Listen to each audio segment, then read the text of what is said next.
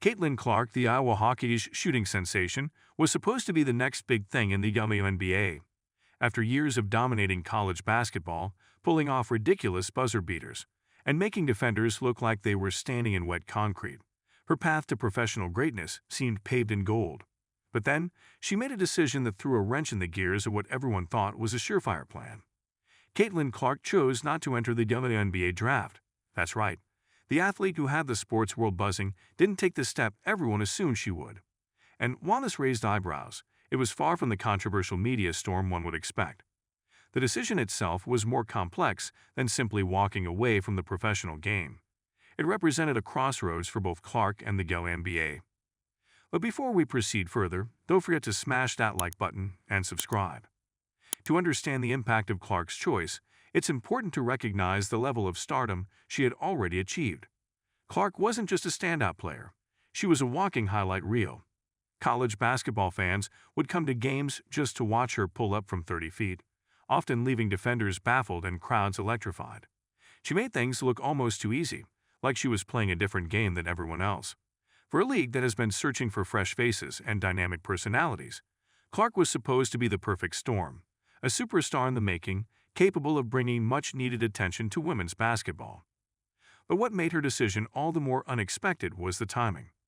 It's not like the WNBA is overflowing with young stars who can shoot the lights out and control the pace of a game like Clark can. In fact, the WNBA has been craving more dynamic players to bolster its visibility. And yet, instead of stepping into a ready-made spotlight, Clark turned around and walked in the other direction, sparking quiet confusion. People scratched their heads, but there wasn't a huge outcry. Maybe it's because, in a strange way, it made sense to those who were paying close attention.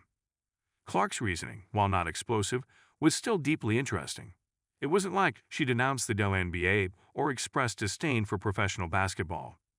No, her decision was more grounded than that. She simply wasn't ready to make that leap. The WNBA, despite being a growing league, didn't seem to fit her plan just yet.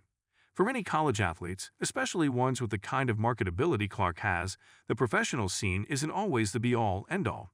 Sure, there's the draw of playing at the highest level, but Clark didn't need that validation yet. She had already become a star where she was. Staying in college gave her something the WNBA couldn't: control over her brand and more time to build it.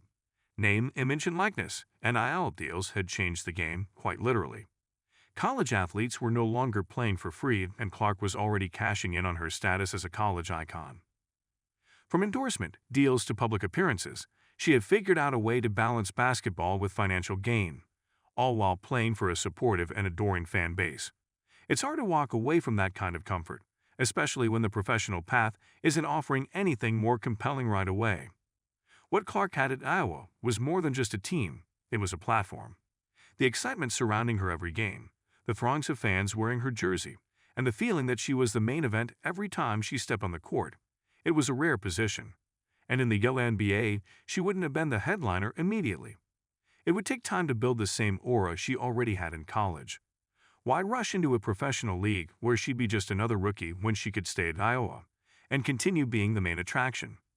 Then, there's the money issue. While the WNBA offers players the chance to compete at the highest level, it doesn't offer the highest salaries, at least not compared to what some college athletes are pulling in through NIL deals. Clark wasn't just making a living in college, she was thriving. For her, there wasn't a financial urgency to go pro. The WNBA's salary structure, with its rookie-scale contracts, wasn't exactly dangling a carrot that Clark couldn't resist. She had no immediate reason to leave a situation where she was already comfortable and profitable. More than that, Clark seemed to relish the college experience. Playing in front of thousands of fans who were there just for her, leading a team that looked to her for inspiration and leadership. It's a kind of spotlight that's hard to replicate. In the NBA, sure, she would have had her moments, but in college, every game was her stage. The crowds went wild for every three-pointer she drained, every no-look pass she delivered, every time she crossed someone up and left them chasing shadows. College basketball had given her a unique environment to be the star in a way that the WNBA might not, at least not right away. It's also worth considering the pressure Clark was under. In college, she had carved out a space where she was untouchable, almost mythic. By staying, she protected that. In the WNBA, the game would have been different. faster, tougher, with defenders who've seen it all and know how to close space quicker than anything she's experienced before. Clark would have faced challenges she hadn't in college, and maybe she wasn't ready to let go of being the big fish in a slightly smaller pond. There's something to be said about the comfort in dominating your domain. The WNBA would have been a test, but staying in college meant she could still be a legend. While some might argue she was dodging that challenge, the truth is Clark's decision came from a place of calculation. She wasn't stepping away from a challenge forever. She was delaying it for her own reasons. She's a player with tremendous confidence, someone who doesn't shy away from the big moment. So when she decided not to take that next step, it wasn't out of fear but out of strategy. She was waiting for the right moment to make the leap, and that moment, in her mind, hadn't arrived yet. There's a funny side to it, too. Clark, with her quiet determination and almost laid-back style off the court, wasn't exactly fazed by the noise surrounding her decision. In interviews, she carried the same easy confidence that she does when she's dribbling up the court, surveying her options before draining a deep three. She didn't need to explain herself in great detail. There was no dramatic monologue, no tearful announcement. It was more like, "Yeah, I'm staying. Next question." That kind of calm in the face of what many viewed as a major decision only added to her mystique. Clark seemed to understand that she was the one driving this story, not the media, not the fans, not even the WNBA. Her decision had implications far beyond just her career. It also shed light on the challenges the WNBA faces in attracting top-tier talent at the right time. The league needs stars like Clark, players who can change the game, both on and off the court. But it also has to contend with the reality that its pay structure and visibility, compared to other opportunities available to athletes like Clark, isn't always enough to pull them in early. The league finds itself in a tricky position, where the best talent might see more value in staying at the college level, at least for a while. It's a situation that forces the WNBA to rethink how it operates, from salary to media coverage to overall player development. For Clark, though, the decision to delay her professional career was a personal one. She was playing the long game, waiting for the moment when everything aligned perfectly, when the money, the exposure, and the challenge would all be on her terms.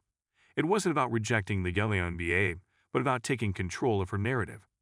In an era where athletes are more aware than ever of their value and brand, Clark's move made a quiet kind of sense. But there's no denying that the WNBA missed an opportunity.